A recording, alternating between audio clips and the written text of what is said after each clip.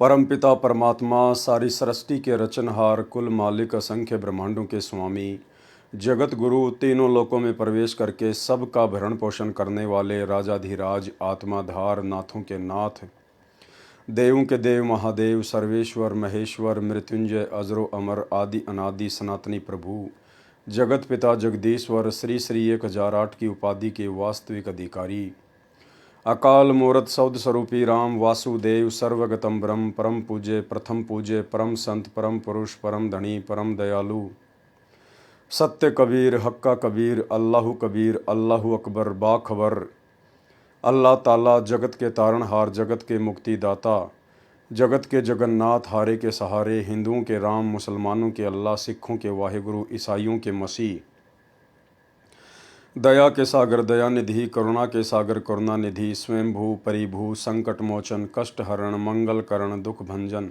अविगत कबीर, निर्विकार निर्विषम परमात्मा, अलय अलेख सतगुरु, आदि अनादि सतगुरु, असली मर्यादा पुरुषोत्तम, असली राम, असली कृष्ण, असली घनश्याम, असली मुरारी, राजाओं के राजा, महाराजाओं के महाराजा, शहंशाहों के शहंशाह, सम्राटों के सम्राट, भगवानों के भगवान, अल्लाहों के अल्लाह, प्रभुओं के प्रभु, मसीहाओं के मसीह, सच्चे वाहिगुरु, बाबाओं के बाबा, पीरों के पीर, सेठों के सेठ, जगत सेठ, सावड़सा सेठ, सर्वगुण संपन्न, अनंत कोटि कलाओं के स्वामी, अनंत कोटि ब्रह्मांडों के नायक, योगियों में महायोगी, ध्यानियों में महाध्यानी, सिद्धों में परम सिद्ध, ज्ञानियों में तत्वज्ञानी, ब्रह्म ज्ञानी, महाज्ञानी, परम ज्ञानी, सर्वश्रेष्ठ विज्ञानी, युवा कबीर, समरथ कबीर, असमवात अमित ओजा, सच्चे रहनुमा करीम अल्लाह, सुबहान अल्लाह, दुनिया के अंतिम पैगंबर, 8 सितंबर 1951 से गांव धनाना, जिला सोनीपत, हरियाणा, भारतवर्ष की पावन भूमि पे प्रकट रियल कल की भगवान श्री नारायण साकार हरि, स्वयंभू संत श्रोमणी सतगुरु रामपाल जी परमेश्वर जी के चरण कमल में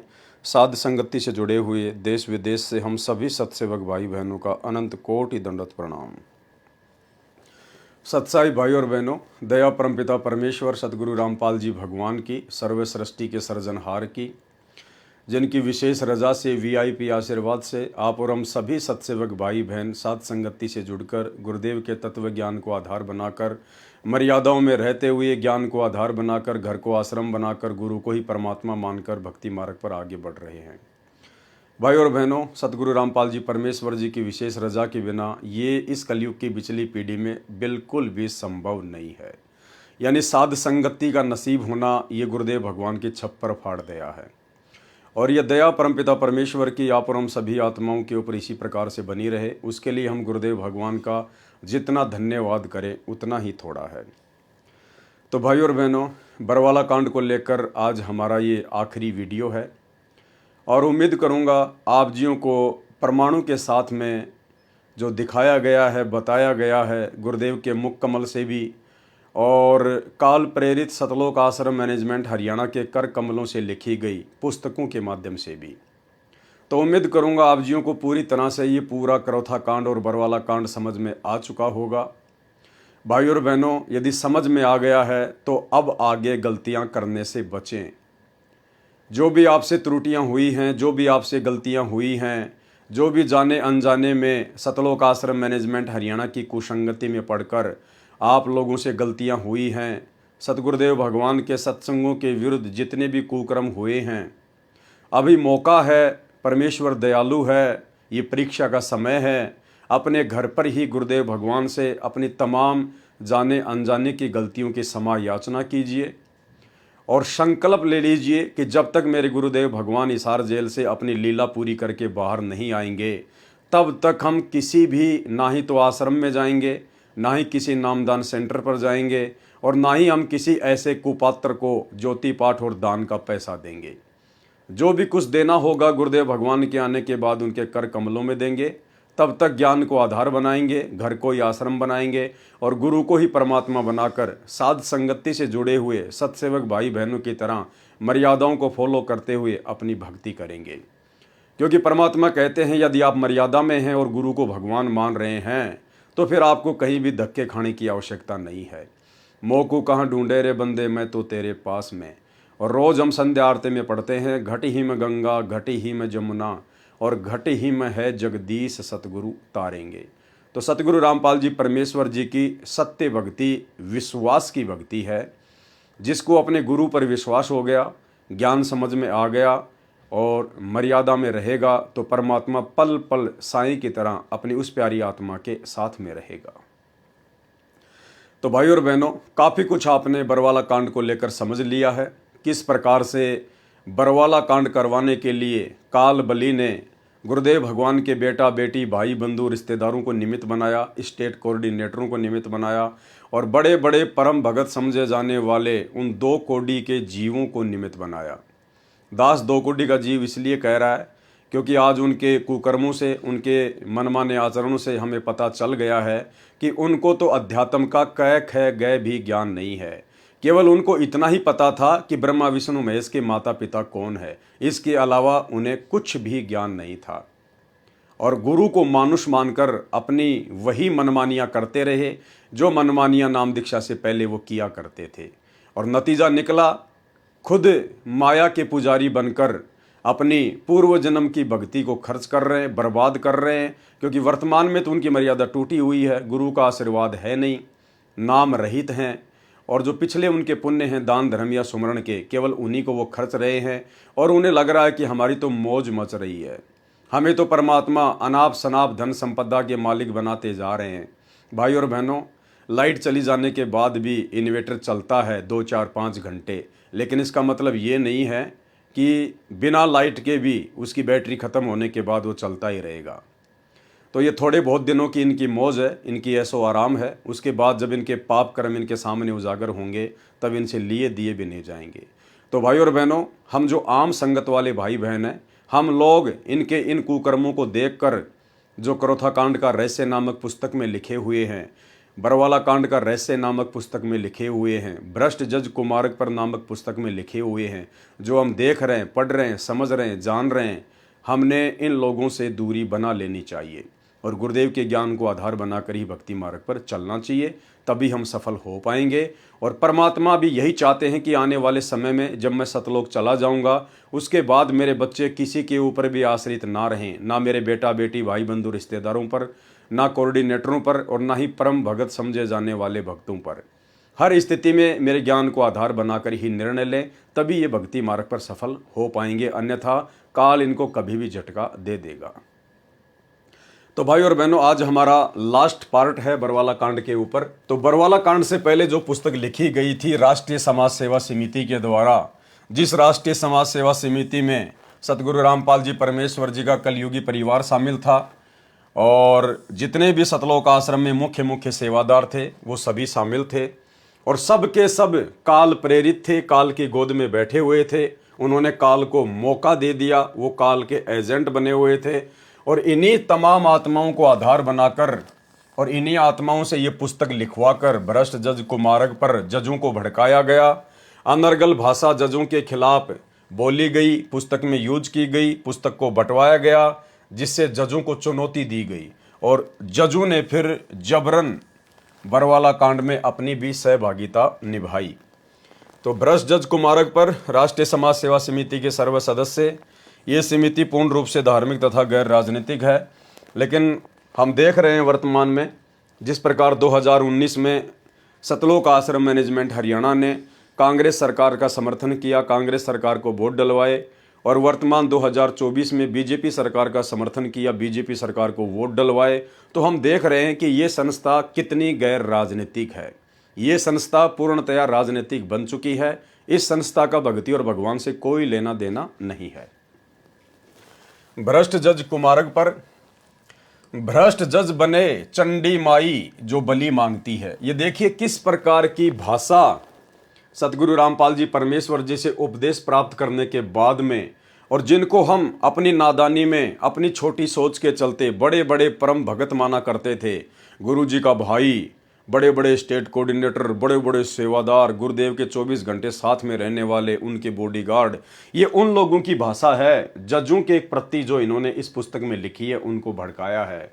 भ्रष्ट जज बने चंडी माई जो बलि मांगती है। और भाई और बहनों, इन्होंने बरवाला कांड के समय मीडिया को अपने इंटरव्यू देते समय भी जजों को भड़काने में किसी प्रकार की कोई कमी नहीं छोड़ी काल प्रेरणा से। एक छोटा सा इंटरव्यू दास आपको सुना देता है उसी राज कपूर उर्फ प्रीतम दास का, जो कि सरेआम कह रहा है, मीडिया वाले को कह रहा है कि वैसे तो हम संत रामपाल जी को कोर्ट में जाने नहीं देंगे, उन्हें भी हमारी लाश के ऊपर से गुजरना पड़ेगा और हमारी लाश के टुकड़े टुकड़े करके और हमारा मांस उन भ्रष्ट जजों के पास में भिजवा देना, उन भ्रष्ट जजों को खिला देना, ताकि हमारे मांस को खाकर उनको आत्म संतुष्टि मिले। कहने का मतलब भाई और बहनों, दास बार बार कहता है ये बरवाला कांड कोई सामान्य घटना नहीं थी, ये महाभारत से भी बड़ी घटना होनी थी इस कलयुग के हिसाब से। इन लोगों ने अपनी तरफ से किसी प्रकार की कोई कमी नहीं छोड़ी जजों को भड़काने में, काल को मौका देने में। इन्होंने खुद अपने इंटरव्यू दिए कि हमारे मांस को निकाल कर, हम जो लाखों भगतियां बैठे हुए आश्रम में, और हम पुलिस को तो अंदर जाने नहीं देंगे, हमारे गुरुजी की बात हम मानेंगे नहीं, अगर गुरुजी भी कोर्ट में जाना चाहेंगे तो उनको हम जाने देंगे नहीं। इनके इंटरव्यू दास ने आपको पिछले पार्ट में सुनाए थे कि किस प्रकार से ये गुरु को मानुस मान रहे थे, और फिर पूरे देश के सामने इंटरव्यू दे रहे हैं मीडिया को कि हमारे शरीर के टुकड़े टुकड़े करके हमारे मांस को भ्रष्ट जजों को खिला देना। यानी भाई और बहनों, अगर वहां पर नरसंहार भी होता जबरदस्त तरीके से, तो भी न्यायालय में कोई पैरवी करने वाला जज भी नहीं मिलता हमारे को, क्योंकि हम लोगों ने पहले ही उनको मौका दे रखा है। हम लोगों ने पहले ही अपनी जुबान से अपना एफिडेविट देश दुनिया के सामने दे रखा जजों को कि हम लाखों भक्तों को मार के ही संत रामपाल जी को लेकर जाया जा सकता है, और मरने के बाद हमारा जो शरीर है उसका मांस निकाल के जजों को खिला देना। तो बताओ आप जजों को किस प्रकार से दोषी ठहराओगे? अगर वो जज आप लोगों को वास्तव में मारने का आदेश भी दे देते कि चाहे लाख मरें लेकिन संत रामपाल जी को कोर्ट में लेके आइए, और लाख भगत यदि मार दिए जाते, तो आप जी जजों को दोष नहीं दे सकते थे, क्योंकि आपकी बुद्धि पे तो काल बैठा था और आपकी जुबान पे बैठी थी दुर्गा, और जो बातें ना कहनी चाहिए थी वो बातें सारी की सारी इन बड़े बड़े परम भक्तों के मुख से काल ने निकलवा दी। सुनिए ये छोटा सा इंटरव्यू। हमारे साथ जो आश्रम के प्रवक्ता राज कपूर हैं उनसे जानेंगे। राज कपूर जी, आज का दिन ही बचा है और पुलिस किसी भी वक्त यहाँ पहुँच सकती है, जिस तरह से खबरें आ रही हैं, क्या कहेंगे? सर, हाई कोर्ट ने संत रामपाल जी महाराज को एक झूठे केस में फंसा के और 10 तारीख के लिए नॉन अवेलेबल वारंट किया है। तो संत रामपाल जी महाराज की तबीयत जो है वो पूर्ण रूप से खराब है और वो डॉक्टरों के देखरेख में चल रहे हैं और उन्हें बेड रेस्ट की सलाह दी गई है डॉक्टरों द्वारा, और चलने फिरने में असमर्थ हैं पूर्ण रूप से। मैं भी अभी उनको देख के आया था कि उनसे बैठ भी नहीं सकते हैं, वो तो बेड पे हैं, और यदि वो ठीक होंगे तो मैं आपसे वादा करता हूं कि संत रामपाल जी महाराज खुद हाई कोर्ट जाएंगे और अपना जो भी पक्ष है वो रखेंगे। लेकिन अगर पुलिस आती है गिरफ्तार करने संत रामपाल को इस आश्रम में, तो आपके यहाँ पे हम देख रहे हैं कि भारी गिनती में लोग जुटे हुए हैं, तो क्या आप पुलिस को सहयोग करेंगे? क्या संत रामपाल अपनी गिरफ्तारी देंगे? जी सर, हम पुलिस को पूरा सहयोग करेंगे और पुलिस से प्रार्थना करेंगे कि हम सबको मार दे और संत रामपाल जी महाराज को ले जाए हमारी डेड बॉडी के ऊपर से।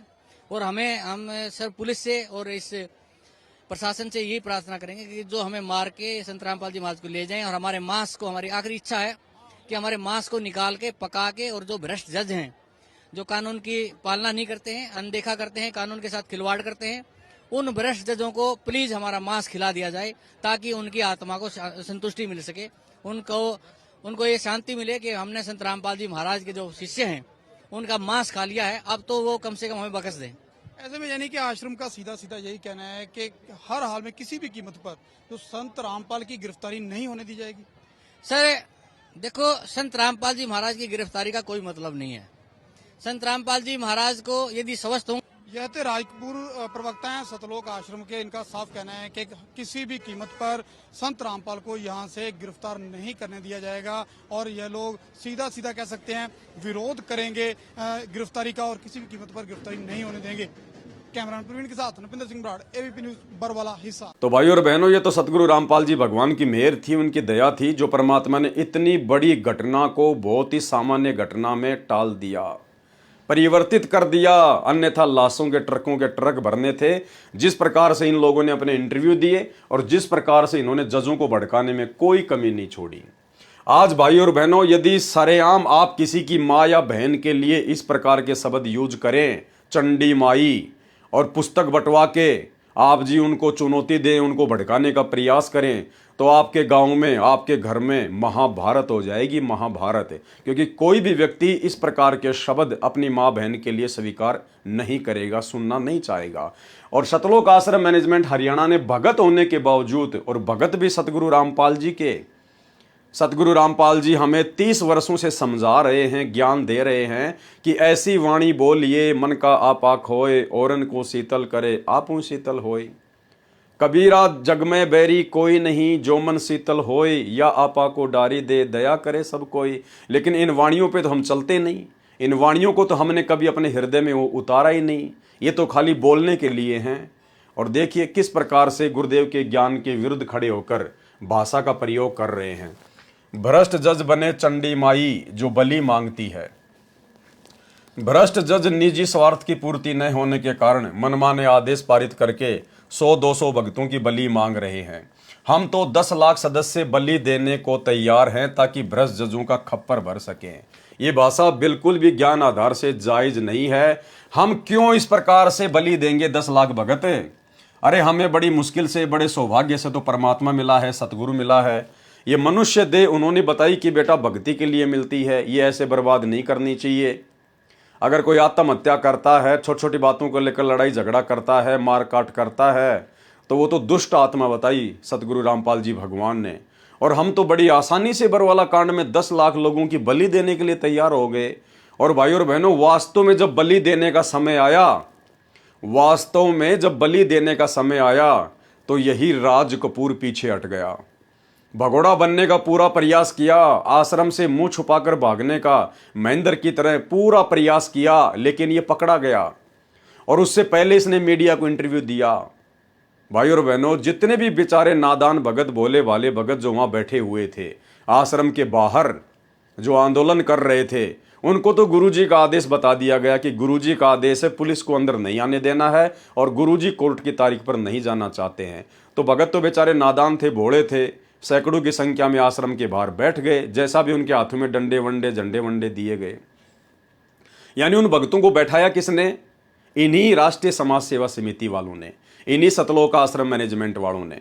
अन्यथा हमें क्या मतलब था? हमने तो हमारे गुरुजी के मुख से सुना ही नहीं कि बच्चों तुम्हें क्या करना है, क्या नहीं करना है। गुरुजी ने तो एक भी शब्द अपनी पवित्र जुबान से बरवाला कांड के समय निकाला ही नहीं, ना भक्तों को कोई आदेश दिया। उन्होंने लास्ट टाइम 5-7 दिन पहले जो सत्संग किया था, उसके बाद तो गुरुदेव किसी के सामने आए ही नहीं। तो गुरुदेव के मुख से तो किसी ने सुना ही नहीं कि ये आदेश गुरुजी के हैं या फिर मनमुखी रूप से हमारे को ये बताए जा रहे हैं। और भाई और बहनों, इन लोगों ने, जब मीडिया ने पूछा कि भाई ये इतने यहाँ पर बच्चे और महिलाएं बैठी हुई हैं, फालतू में बेचारे मारे जाएंगे, आपने इनको यहाँ क्यों बैठा रखा है, आप इनको अंदर जाने के आदेश क्यों नहीं देते? तो यही राज कपूर उर्फ प्रीतम दास, काल का एजेंट, राष्ट्रीय समाज सेवा समिति का सदस्य, सरेआम मीडिया के सामने कह रहा है। और उसके जस्ट पीछे खाकी कोट पहन के गुरुजी का बड़े वाला लड़का खड़ा है, ध्यान से देखना। राज कपूर के साइड में एक मोटे से मुंह का और खाकी सा एक कोट पहन रखा है, वो गुरुजी का बड़ा लड़का वीरेंद्र। और मीडिया वाला सवाल कर रहा है राज कपूर से कि इन बच्चों और महिलाओं को आप क्यों नहीं हटा रहे, और ये बच्चे और महिला यहाँ क्यों बैठी हैं? तो राज कपूर कह रहा है कि ये तो जबरदस्ती बैठे हैं, बच्चे और महिलाओं को हम लेके नहीं आए, बच्चे और महिलाओं को हम लेके नहीं आए, यानी अपना पीछा छुड़वा लिया। ये होता है काल का दूत, जब समय आता है तब भाग लेता है और बेचारे नादानों को मरवा देता है। इन्हीं लोगों ने उन सैकड़ों बच्चों और महिलाओं को वहां पर बैठाया, उनकी ड्यूटी लगाई। और जब मीडिया वाले पूछ रहे हैं तो कह रहे हैं बच्चे और महिलाओं को हम नहीं लेके आए। तो फिर मीडिया ने कहा कि फिर आप इनको हटा क्यों नहीं रहे? तो कह रहे हम तो हटा रहे हैं लेकिन हमारी बात ही नहीं मान रहे। भाई और बहनों, इतना बड़ा झूठ, इतना बड़ा फरेब अपने ही भगत भाई बहनों के साथ। एक तरफ तो अपने गुरुजी को मानुस मान के उनके साथ में मनमानियां कर रहे हैं, गुरुजी की एक बात इन्होंने नहीं मानी बरवाला कांड में, और दूसरी तरफ बेचारे भोले भाले भगत भाई बहनों को गुरुजी का आदेश बता के आश्रम के बाहर बैठा दिया मरने मारने के लिए, और फिर अपना पीछा छुड़वा रहे हैं कि बच्चे और महिलाओं को हम नहीं लेके आए, ये हमारी बात ही नहीं मानते। कितना बड़ा झूठ इन लोगों ने बोला, सुनिए। बच्चों महिलाओं को इसके बीच में लाने का क्या संदर्भ बच्चे है? महिलाएं हम नहीं लेके आए हैं, बच्चे महिलाएं आप भी बीमार आप हटा होते भी हैं। तो नहीं रहे उनको, किसको? बच्चे और महिलाओं को नहीं नहीं, हम हटा रहे हैं, लेकिन वो जिद कर रहे हैं। अब उनकी जिद के आगे हम क्या करें? वो भी संत रामपाल जी महाराज के अनुयायी। बच्चे और महिलाओं को इसके बीच में लाने का क्या संदर्भ बच्चे है? महिलाएं हम नहीं लेके आए हैं, बच्चे महिलाएं आप भी बीमार आप हटा होते भी हैं। तो नहीं रहे उनको, किसको? बच्चे और महिलाओं को नहीं नहीं, हम हटा रहे हैं, लेकिन वो जिद कर रहे हैं। अब उनकी जिद के आगे हम क्या करें? वो भी संत रामपाल जी महाराज के अनुयायी। तो भाई और बहनों, अब आप जी समझ सकते हैं कितना बड़ा ये काल का षड्यंत्र था, परमात्मा ने हल्के में टाल दिया। अब आपके मन में एक छोटा सा सवाल उत्पन्न हो रहा होगा कि गुरुजी ने आखिर 4-5 दिन जो घटनाक्रम चला, कभी कमांडो आ रहे हैं, कभी जा रहे हैं, कभी पुलिस आ रही है, कभी जा रहे हैं, तो गुरुदेव ने क्यों एक शब्द भी नहीं बोला? गुरुदेव को बोलना चाहिए था कि बच्चों आप ये क्या कर रहे हो, मैंने तुम्हें कब आदेश दिया, मेरा मार्ग क्या है और तुम ये क्या कर रहे हो? क्या तुम्हें मेरे ऊपर विश्वास नहीं है? क्या भगवान पे विश्वास नहीं है? गुरुदेव ने एक भी शब्द 5-7 दिन की उस नौटंकी में कुछ नहीं बोला। क्यों नहीं बोला? 2 कारण थे भाई और बहनों। पहली बात तो सतलोक आश्रम मैनेजमेंट हरियाणा ने गुरुदेव को भावनात्मक रूप से बंधक बना रखा था। ये लोग गुरुदेव भगवान की एक भी बात नहीं मानते थे और अंत में इन्होंने गुरुदेव भगवान को एक कमरे में बंद कर रखा था। अंत में इन लोगों ने गुरुदेव भगवान को सतलोक आश्रम बरवाड़ा में एक कमरे में बंद कर दिया था, जिस कमरे को बाद में पुलिस ने अंदर जाकर खोला बाहर से। और दूसरी बात भाई और बहनों, सतगुरु रामपाल जी भगवान समर्थ है, अंतर्यामी है, सब कुछ पता है, नो डाउट। आप और हमें तो पता है उनकी वास्तविक स्थिति क्या है। जानबूझकर सतगुरु रामपाल जी भगवान मूक दर्शक बने रहे, जानबूझकर। क्योंकि भाई और बहनों, सतलोक आश्रम मैनेजमेंट हरियाणा सतगुरु रामपाल जी परमात्मा के भक्ति मार्ग में सबसे बड़ी गंदगी है, सबसे बड़ी गंदगी। और इस गंदगी को संगत की नजरों से हटाए बिना, इस काले चश्मे को संगत की नजरों से हटाए बिना, यह संगत कभी भी दृढ़ होकर भक्ति मार्ग पर सफल नहीं हो सकती। और ना ही आने वाले समय में हजारों साल तक सतगुरु रामपाल जी भगवान का भक्ति मार्ग सही प्रकार से चल सकता है, यदि इस भक्ति मार्ग में इस गंदगी को सतगुरु रामपाल जी भगवान यूं ही छोड़ के चले गए तो।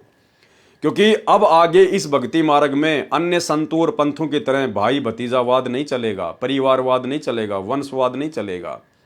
परमेश्वर अलग से ही अपनी पूरी व्यवस्था करके जाएंगे।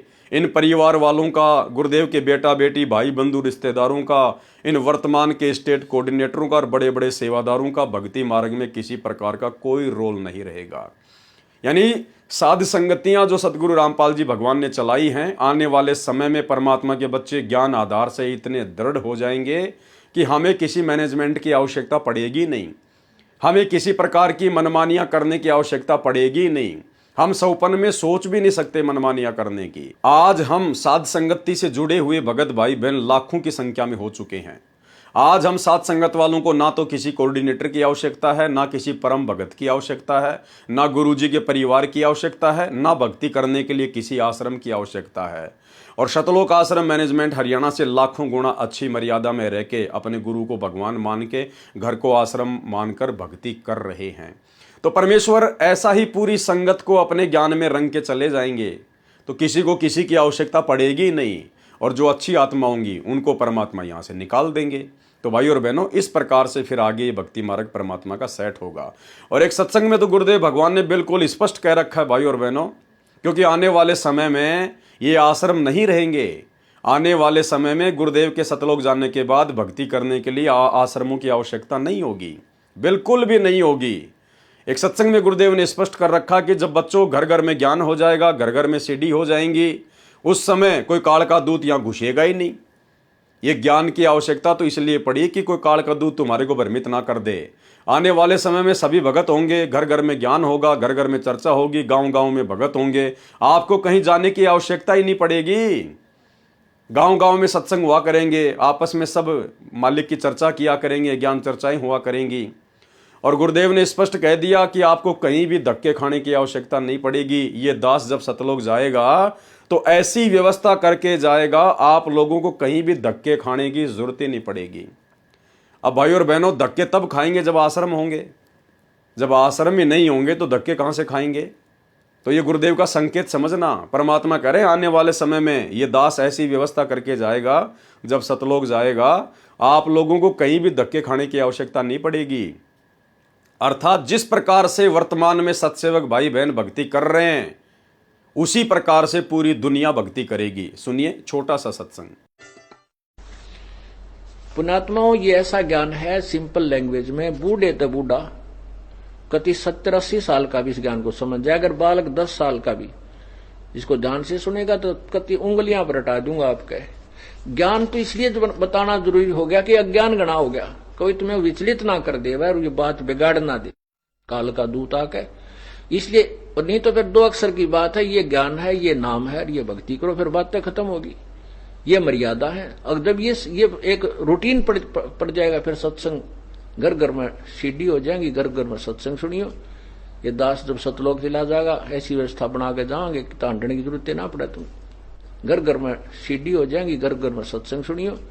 ये दास जब सतलोक चला जाएगा ऐसी व्यवस्था बना के जाओगे कि तांडने की जरूरत ना पड़े। तुम घर घर में सीढ़ी हो जाएंगी, घर घर में सत्संग सुनियो। ये दास जब सतलोक चला जाएगा ऐसी व्यवस्था बना के जाओगे कि तांडने की जरूरत ना पड़े। तुम और कई पीढ़ियों तक का मोक्ष होगा आपको। फिर कोई विचलित करने वाला नहीं रहेगा, ना काल का दूत घुसेगा जो तुम्हें बर्बाद कर दिया, तुम्हारे कोई अज्ञान पैदा कर दिया। ज्ञान नाम की चीज नहीं छोड़ेगी परमात्मा का, ऐसा ज्ञान है ये। और उसके बाद रही भाई और बहनों बात ज्योति और पाठ की कि भाई ज्योति और पाठ कहाँ करवाएंगे, तो आने वाले समय में ज्योति और पाठ बिल्कुल बंद हो जाएगा, इसकी किसी को कोई आवश्यकता नहीं होगी। गुरुदेव भगवान ने एक सत्संग में स्पष्ट कर रखा है कि ज्योति और पाठ करवाने की आवश्यकता तो अपनी आत्मा को निर्मल करने के लिए जरूरत पड़ती है। और गुरुदेव ने कह दिया कि आपकी आत्मा तो वैसे ही निर्मल हो जाएगी। अरे वर्तमान में गुरुदेव के सत्संग सुनते ही आत्मा निर्मल हो जाती है। आने वाले समय में तो घर घर में सत्संग होगा, घर घर में भगत होंगे। जो दुष्ट आत्मा होंगी उनकी विनाशकारी समय में छटनी हो जाएगी। अच्छी आत्मा, धार्मिक आत्मा धरती पे बचेंगी, तो उनका तो वैसे ही हृदय निर्मल होगा, आत्मा उनकी निर्मल होगी, तो ज्योति और पाठ की आवश्यकता पड़ेगी नहीं। आवश्यकता पड़ेगी तो केवल मर्यादा में रह के अपनी भक्ति करने की। सुनिए सत्संग। तो वो कहने लगा जी ना तो मैं दान कर सकता, ना मैं धर्म कर सकता। मैं बोला ये तेरे बेटे तेरे तो पहला नाम पाएगी। जब वह बुढ़िया वह माई आ गई वहां बैठ गई, ने बोली अपने ससुर के लिए एक पाठ तो मैं कराऊंगी। मैं बोला देखोगे तेरे दान शुरू। परमात्मा में लगो रास्ते आप खोल देगा।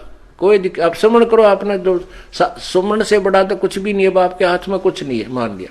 अपनी भक्ति करो, सुमन बढ़ाओ, सारा कुछ इसी में आ जाएगा। भक्ति करो डट के, क्योंकि दान धर्म सेवा जो है हम हृदय साफ करने के लिए कराते हैं। और ई बाप का कर्जा पाटन न हो यार, कुछ पाप करने की जगह रही नहीं। पाप तो आप केवल इसलिए करो थे कि ये ओका पीओ थे। और तेरे बच्चे बहुत समझदार हैं, आपके लिए खूब यज्ञ भी कराएंगे, ऐसी बात थोड़ी है। तो उसने उस बुढ़े नाम लिया, 10 वर्ष वो जिया, खूब डट कर भक्ति करी, 3 नाम प्राप्त किए और अपना शरीर छोड़ के आराम से चला गया। बोलो सतगुरुदेव। तो भाई और बहनों, गुरुदेव भगवान ने सब कुछ क्लियर कर रखा है अपने सत्संगों में, सब कुछ भी बाकी नहीं छोड़ रखा है। हमें ना कोई आश्रमों की जरूरत पड़ेगी, ना कहीं ज्योति पाठ करवाने की जरूरत पड़ेगी, ना हमें किसी से कोई शंका समाधान करवाने की जरूरत पड़ेगी, क्योंकि परमात्मा सारी व्यवस्था सेट करके जाएंगे। तो इसी प्रकार भाई और बहनों, इन लोगों को ये सारी बातें समझ में नहीं आई, क्योंकि ये गुरु को मानुष मानते रहे। और जब तक भगत अपने गुरु को मानुष मानकर उनके साथ में रहेगा, उनके साथ व्यवहार करेगा, तब तक उसको अध्यात्म का ब्रह्मा विष्णु महेश की माँ और पिता के अलावा कुछ भी समझ में नहीं आने वाला। तो क्या भाषा यूज कर रहे हैं। अब सोचिए ये लोग क्यों नित्य नियम पढ़ते हैं।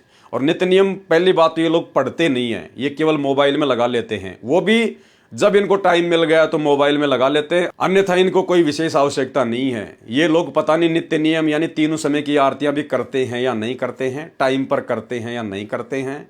और करते भी हैं तो अपना काम करते करते, बातचीत करते करते, खाते पीते, उठते बैठते, नहाते धोते, इनको पता ही नहीं कब नित्य नियम खत्म हो गया और कब असुर निकंदन रमैनी चल गई। इस प्रकार से ये नित्य नियम करते हैं, तो इनको कहाँ से ये सारी बातें समझ में आएंगी। परमेश्वर कह रहा है जो तोकू काटा बोवे वाको बोतु फूल। अगर इन जजों ने आप लोगों के साथ में अन्याय भी किया है, क्योंकि वो जगत वाले हैं, अनुपदेशी हैं, परमात्मा से अपरिचित हैं, माया के पुजारी हैं, काल प्रेरित हैं, भाई वो कुछ भी कर सकते हैं, जगत कुछ भी कर सकता है। लेकिन परमात्मा ने हमें क्या शिक्षा दी कि आपने उनके साथ में लड़ना झगड़ना नहीं है, अन्यथा चाहे रोज आप जी 751 का मुकदमा कर लो, रोज अपना सिर फुड़वा लो। तो हमने तो ज्ञान को आधार बना के परमात्मा की मर्यादाओं में रह के चलना था। हमने हर कर्म भक्ति अनुसार ही करना था, गुरु आज्ञा अनुसार ही करना चाहिए था। लेकिन ये तो गुरु के गुरु बन बैठे। सतलोक आश्रम मैनेजमेंट हरियाणा तो गुरु का गुरु बन बैठा और मनमुखी होकर इन्होंने ये पुस्तक छाप डाली जजों को भड़काने के लिए, जो कि बरवाला कांड का मुख्य कारण बनी। भ्रष्ट जज बने चंडी माई जो बलि मांगती है। भ्रष्ट जज निजी स्वार्थ की पूर्ति न होने के कारण मनमाने आदेश पारित करके 100-200 भक्तों की बलि मांग रहे हैं। हम तो 10 लाख सदस्य बलि देने को तैयार हैं ताकि भ्रष्ट जजों का खप्पर भर सकें। यहां तो बात कर रहा है 10 लाख लोगों की बलि देने का, और वहां मीडिया वाला जब पूछ रहा है कि बच्चे और महिलाएं कौन लाया है, तो मना कर रहा है कि हम नहीं लाए बच्चे और महिला। अरे फिर 10 लाख लोगों की बलि कहां से दोगे? अरे भैया, अगर तुम मना कर दोगे कि बच्चों और महिलाओं को हम नहीं लाए, तो 10 लाख लोगों की बलि कहां से दोगे? फिर बलि के लिए तो बच्चे और महिलाएं चाहिए न तुम्हारे को। भ्रष्ट जजों द्वारा बनाया गया झूठा मुकदमा नंबर का उद्देश्य यही है कि पुलिस ने प्रदर्शन कर रहे राष्ट्रीय समाज सेवा समिति के सदस्यों पर गोलियां क्यों नहीं चलाई, 10-20 लोगों को बलि क्यों नहीं चढ़ाया। इसलिए रोहतक तथा हिसार जिले के पुलिस अधीक्षकों पर तथा हरियाणा सरकार के गृह सचिव पर भी संत रामपाल जी के साथ अवमानना का यही झूठा मुकदमा बना रखा है, जबकि दोनों एसपी को स्पष्ट पता था कि राष्ट्रीय समाज सेवा समिति के सदस्यों ने कोई ऐसा कार्य नहीं किया जिससे कोर्ट की अवमानना या यातायात अवरुद्ध हुआ हो। यदि ऐसा होता तो पुलिस दिनांक 14/7/2014 को ही मुकदमा दर्ज करती। दिनांक 8/8/2014 को हाई कोर्ट के जजों ने दोनों एसपी को मौखिक सख्त आदेश दिया कि जिन्होंने प्रदर्शन किया था उन पर केस दर्ज करो, नहीं तो हम तुम्हें सजा देंगे। माननीय जज इंद्रजीत जी का अन्याय। हाजिरी माफी का कार्य जज इंद्रजीत जी ने ही करना चाहिए था। उसके पश्चात जज अमोल रतन से आशा लगाई, लेकिन यह इंद्रजीत से भी दुष्ट निकला। यानी भाइयों और बहनों, आशा केवल जजों से लगाई जा रही है, अपने सतगुरुदेव भगवान से कोई उम्मीद नहीं, कोई इनको आशा नहीं। जिस प्रकार द्रौपदी जब उसका चीरहरण होने का समय आया, दुशासन उसको पकड़ के लेके गया, तो उस समय वो सभा में बैठे हुए लोगों से ये आशा लगा रही थी, भीष्म पितामह से, कर्ण से, द्रोणाचार्य से, कृपाचार्य से, उनका जो गुरु था और जो अंधा था धृतराष्ट्र, उनसे ही वो आशा लगा रही थी। बार बार सबके आगे जा जाके हाथ जोड़ के अपनी प्रार्थना लगा रही थी। लेकिन भाइयों और बहनों, गुरुदेव ने बताया कि समर्थ का काम समर्थ ही कर सकता है, यहाँ का चक्रवर्ती सम्राट भी नहीं कर सकता।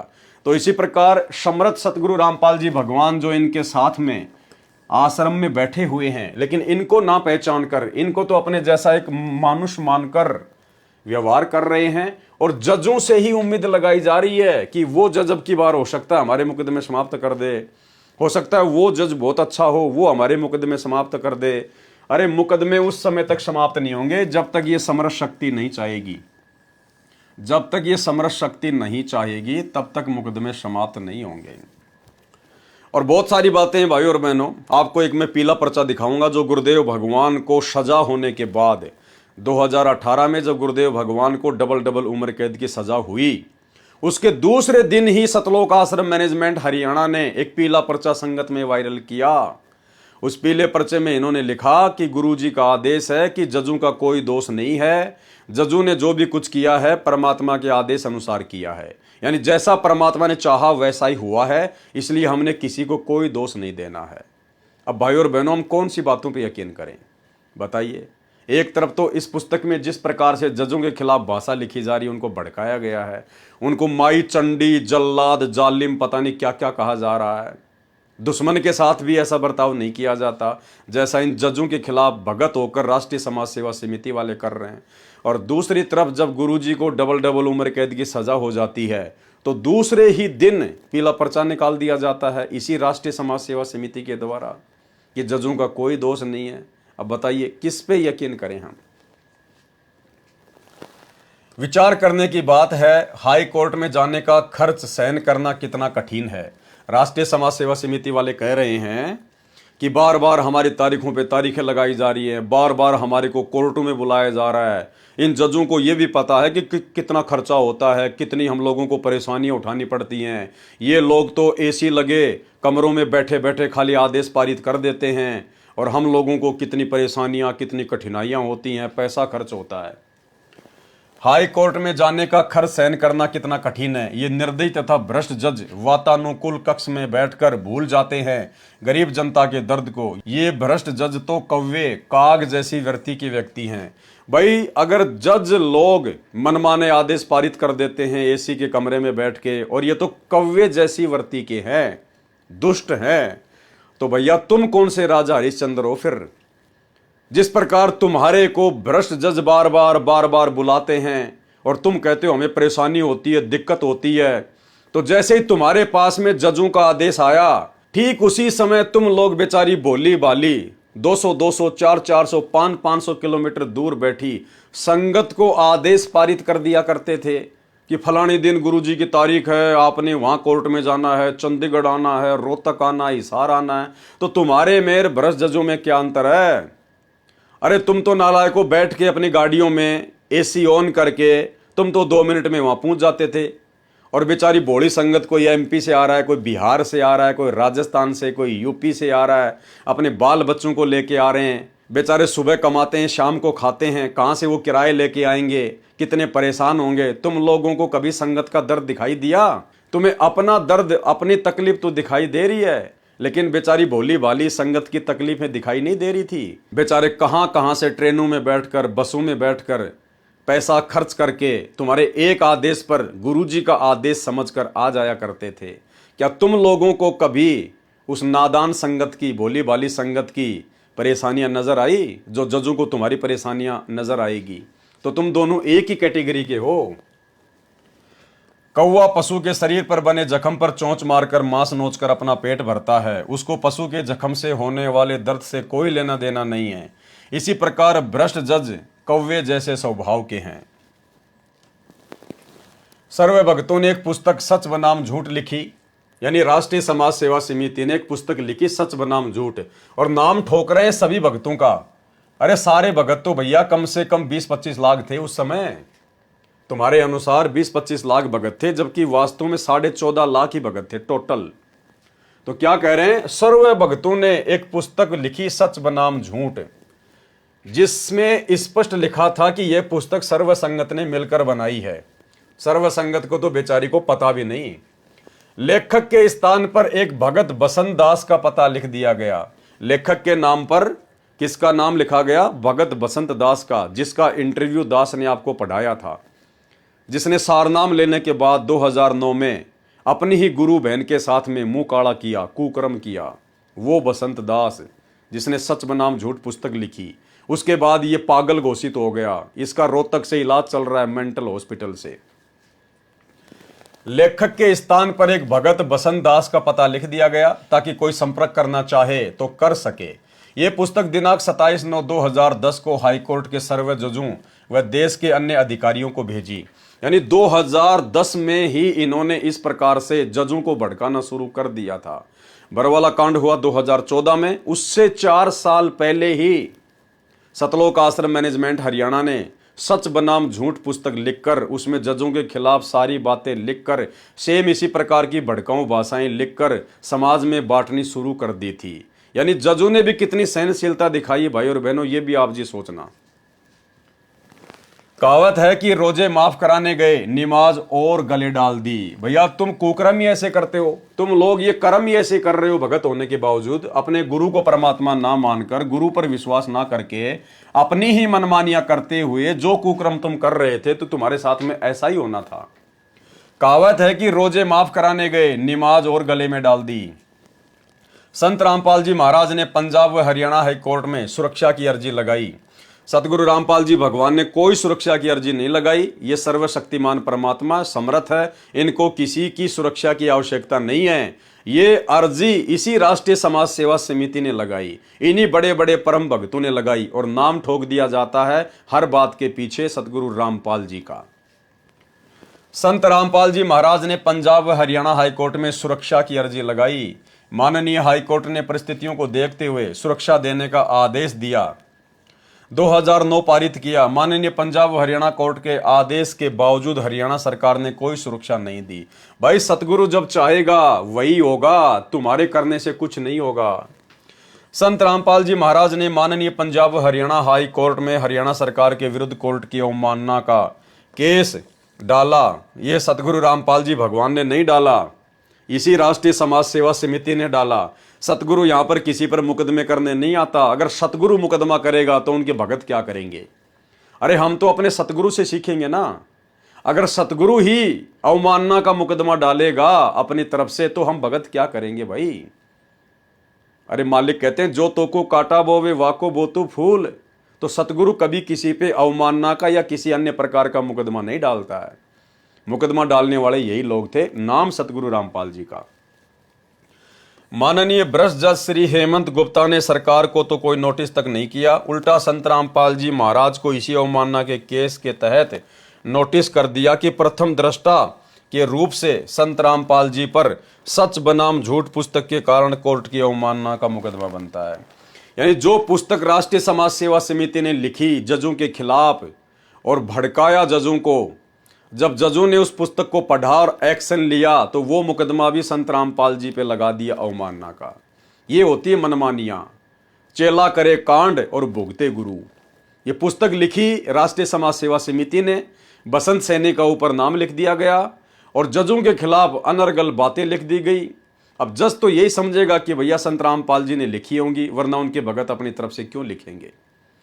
और अवमानना का मुकदमा संत रामपाल जी के ऊपर ठोक दिया गया। उसके बाद संत रामपाल जी ने क्या जवाब दिया? संत रामपाल जी पर सच बनाम झूठ पुस्तक के कारण कोर्ट की अवमानना का मुकदमा बनता है। कारण बताओ नोटिस संत रामपाल जी महाराज जी के नाम जारी कर दिया गया। अब गुरुजी ने क्या जवाब दिया? संत रामपाल जी महाराज ने शपथ पत्र में लिख दिया कि इस पुस्तक में मेरा कोई लेना देना नहीं है। भाई सतगुरु झूठ नहीं बोलेगा ना, इतना तो हमें यकीन है, चाहे दुनिया इधर से उधर हो जाए, सतगुरु झूठ नहीं बोलेगा। ये सतवादी परमात्मा है। हम रोज संध्या आरती में पढ़ते हैं, सतवादी के चरणों की मैं सिर पर डारूं धूर, 84 निश्चय मिटे पहुंचूं तख्त हुजूर। इसके हर नाम के पहले सत लगता है, सत साहिब, सतलोक, सतवादी परमात्मा, सत्य पुरुष। ये परमेश्वर कभी झूठ नहीं बोलता। तो गुरुदेव ने स्पष्ट कह दिया अपना शपथ पत्र देते हुए कि मेरा इस पुस्तक से कोई लेना देना नहीं है। अर्थात फिर ये मनमानियां कौन कर रहा था? आश्रम मैनेजमेंट, गुरुजी का परिवार, गुरुजी का भाई। संत रामपाल जी महाराज ने शपथ पत्र में लिख दिया कि इस पुस्तक में मेरा कोई लेना देना नहीं है। ये तो लेखक बसंत दास ही सही बता सकता है। भगत बसंत दास को हाईकोर्ट ने नोटिस दिया। उसमें भगत बसंत दास ने कहा कि यह पुस्तक मैंने अन्य लाखों भक्तों के सहयोग से लिखी। अब जैसे ही बसंत सैनी के नाम पे नोटिस आया, उसको जवाब देने के लिए कहा गया, तो उसकी भी हवा निकल गई बसंत दास की, और कहने लगा ये पुस्तक मैंने अकेले ने नहीं लिखी, ये तो लाखों भक्तों के सहयोग से लिखी है। अरे लाखों भक्तों ने पेन चलाए थे क्या नालायको? देखो मनमानियों का नतीजा भाई और बहनों फिर ये होता है। उसमें भगत बसंत दास ने कहा कि यह पुस्तक मैंने अन्य लाखों भक्तों के सहयोग से लिखी है। तब संत रामपाल जी महाराज को उस झूठे मुकदमे से राहत मिली। संत रामपाल जी महाराज को न्यायालय में बुलाया नहीं, परंतु भ्रष्ट जज हेमंत गुप्ता तथा भ्रष्ट जज सूर्यकांत ने सरकार को अवमानना केस से बरी कर दिया और अकेले बसंत दास को दोषी ठहराकर कोर्ट की अवमानना का मुकदमा बना दिया। जबकि 5000 उन भक्तों ने शपथ पत्र भी दिए जिन्होंने पुस्तक सच बनाम झूठ के लिखने व छुपाने में सहयोग दिया था, परंतु भ्रष्ट जजों ने जानबूझकर उनको अनदेखा कर दिया। केवल बसंत दास जी को बलि का बकरा बना दिया। भ्रष्ट जजों ने भगत बसंत दास का जीवन नष्ट कर दिया। क्यों भाई? बसंत दास तो भगत है ना। अरे बसंत दास तो परमात्मा का भगत है, बहुत बड़ा परम भगत है, राष्ट्रीय समाज सेवा समिति का मेंबर है, सदस्य है, आश्रम के मुख्य सेवादारों में उसकी गिनती आती है। फिर ऐसे परम भगत का जीवन कौन बर्बाद कर देगा? अरे तुम क्या बोल रहे हो भाई अपनी गंदी जुबान से? क्यों संत रामपाल जी का नाम बदनाम कर रहे हो तुम? ऐसे परम भगत बसंत सैनी का जीवन क्या एक जज बर्बाद कर सकता है? नहीं कर सकता। भ्रष्ट जजों ने भगत बसंत दास का जीवन नष्ट कर दिया, फिर भक्ति क्या खाक कर रहा है? अरे भक्ति क्यों कर रहा फिर भक्ति क्या काम आई इसके, जब एक जज ने इसका जीवन बर्बाद कर दिया और इतने दिनों से सतगुरु की शरण में है, सतगुरु ने जीवन आबाद नहीं किया और एक जज ने इसका जीवन बर्बाद कर दिया, नष्ट कर दिया, तो क्यों भक्ति कर रहा था? फिर ये ड्रामा कर रहा था। ये तो भ्रष्ट जजों ने भगत बसंत दास का जीवन नष्ट कर दिया। अब भाइयों और बहनों, कारण क्या था? पहले तो राष्ट्रीय समाज सेवा समिति वालों ने वो पुस्तक लिखकर सच बनाम झूठ और बसंत दास का नाम उस पुस्तक के ऊपर लिखकर उसमें गुब्बारे की तरह हवा भर दी। बसंत दास फूल गया कि लेखक के रूप में मेरा नाम लिख दिया गया। उसको आगे का नहीं पता था, क्योंकि आगे इनकी बुद्धि भैंस की तरह काम नहीं करती है। और बाद में जब Punjab and Haryana high court के जज ने उसके ऊपर एक्शन लिया और मुकदमा किया, तो बसंत दास की सारी हवा निकल गई कि यार ये तो मैं अकेला फंस गया और तो किसी का नाम ही नहीं आया, मेरे अकेले के ऊपर ही मुकदमा डाल दिया गया। तो भाई साहब के दिमाग के स्क्रू ढीले हो गए, पागल हो गया, मेंटल हो गया, मेंटल। ये सारनामी गुरुजी का परम भगत पागल हो गया। देखिए, जब बसंत दास को पता चला कि तुझे अकेले को मुकदमा नंबर 22/2011 में फंसा दिया, अन्य को छोड़ दिया, तो उसके दिल को ऐसा झटका लगा कि उसका मानसिक संतुलन बिगड़ गया, अनबोल हो गया, यानी बोला नहीं गया उससे, मुंह के ताला लग गया उसका मानसिक संतुलन गड़बड़ा गया कि तेरे को तो अकेले को फंसा दिया, अगर 10-20 और फंसते तो ठीक था, लेकिन तू तो अकेला फंस गया। उसका मानसिक संतुलन बिगड़ गया, अनबोल हो गया, यानी बोला नहीं गया उससे कई दिन तक। रस्सा उठाकर गले में डालकर पंखे पर लटककर आत्महत्या करने का प्रयास करने लगा। अब ये हैं सारनामियों के लक्षण, देखते जाओ भाई और बहनों आप। अरे क्या ज्ञान सीखा इन्होंने गुरुदेव भगवान से, इस परमेश्वर की इतने दिनों तक इतने नजदीक रहकर क्या संगति की, क्या लाभ उठाया। एक छोटे से झटके के कारण, एक छोटी सी बात के कारण। अरे तुम तो संघर्ष कर रहे थे ना, तुम तो सत्य के साथी हो ना, तुम लोगों ने तो कसम खाई थी कि गर्दन कटवा लेंगे, सीने पे गोलियां खा लेंगे, लेकिन हम पीछे नहीं हटेंगे, संघर्ष करेंगे, देश से भ्रष्टाचार को खत्म करेंगे। बस निकल गई सारी हवा। एक जज ने एक्शन लिया थोड़ा सा, इसका दिमाग हिल गया, मानसिक संतुलन गड़बड़ा गया और क्या करने लगा? पंखे में रस्सी डालकर फांसी लगाकर आत्महत्या करने का प्रयास करने लगा। ये सारनामियों के लक्षण है भाई और बहनों, देख लो आप इन आश्रमों में जा जाकर जिन लोगों की कुसंगति कर रहे हो ना, ये उनका आचरण है। ये वही बसंत सैनी है, गांव गांधरा, जिला रोहतक, हरियाणा वाला, जो धनाना आश्रम में सार शब्द की परीक्षा लेता है, जो आप लोगों को सार शब्द देता है, ये वही बसंत सैनी है जो पंखे से लटक कर आत्महत्या करने का प्रयास कर रहा था उस समय। फिर क्या ज्ञान समझा इसने? क्या इसको अपने गुरुदेव भगवान पर विश्वास है? भाई और बहनों, परमात्मा तो कहते हैं कि आत्महत्या करने वाला तो कायर होता है, कायर। मालिक कहते हैं नर नारायण दे पाए कर, और फिर तू फिर 84 जाई। अरे आत्महत्या करके ये परमात्मा जैसा शरीर प्राप्त करके नालायक, फिर तू गधा बनना चाहता है, 84 में जाना चाहता है। ज्ञान क्या हुआ तेरे को? तो ये देख लो परम भगतों के लक्षण, परम भगतों का ज्ञान है। ये परमात्मा की विशेष दया है जो ये पुस्तक आपके सामने पढ़ाई जा रही है, दिखाई जा रही है आपको, ताकि आप इन लोगों की कुसंगति से बचें। इनको तो ब्रह्मा विष्णु महेश के माता पिता के अलावा भाई और बहनों कुछ भी पता नहीं है। ये दुखी आत्माएं थी, परमात्मा की शरण में आते इनको सौ सुख मिल गए, ज्ञान से कोसों दूर रहे, अपनी मान बढ़ाई में आ गए, मनमानियां करने लगे, परमात्मा के आशीर्वाद से दूर हो गए, और अंत में फिर यही होगा इनके साथ, और क्या होगा। अरे भक्ति मार्ग पर हम भगत बनने के लिए जुड़े, अपने आत्म कल्याण के लिए जुड़े। देश दुनिया को सुधारने का ठेका हमारा नहीं है। अगर हम भक्तों ने देश दुनिया सुधार दी, पहली बात तो आप और हमारी कोई औकात नहीं, कोई हमारा वजूद नहीं। और यदि हम लोगों ने ही देश दुनिया सुधार दी अपनी तरफ से कार्य करके, जिस प्रकार ये राष्ट्रीय समाज सेवा समिति ने ठेका ले रखा था भ्रष्टाचार मुक्त भारत बनाने का, अगर हम भक्तों ने ही अगर देश दुनिया सुधार दी, तो सतलोक से आए हुए इस परमात्मा को कौन परमात्मा मानेगा? फिर तो हम ना परमात्मा बन जाएंगे भगत ही। तो भाई और बहनों, समर्थ का काम उसी को साजे और करे तो मूर्ख बाजे। अचिंत ने जो गलती की थी सृष्टि रचना के समय, उससे भी बड़ी गलतियां यहां सतलोक आश्रम मैनेजमेंट हरियाणा ने की हैं, कर चुके हैं। अब सोचिए इनको क्या खामियाजा भुगतना पड़ेगा, क्या परिणाम भोगने पड़ेंगे इन लोगों को आने वाले समय में। उसका मानसिक संतुलन बिगड़ गया, अनबोल हो गया, रस्सा उठाकर गले में डालकर पंखे पर लटक कर आत्महत्या का प्रयास करने लगा। उसका इलाज PGIMS रोहतक कराया जाने लगा।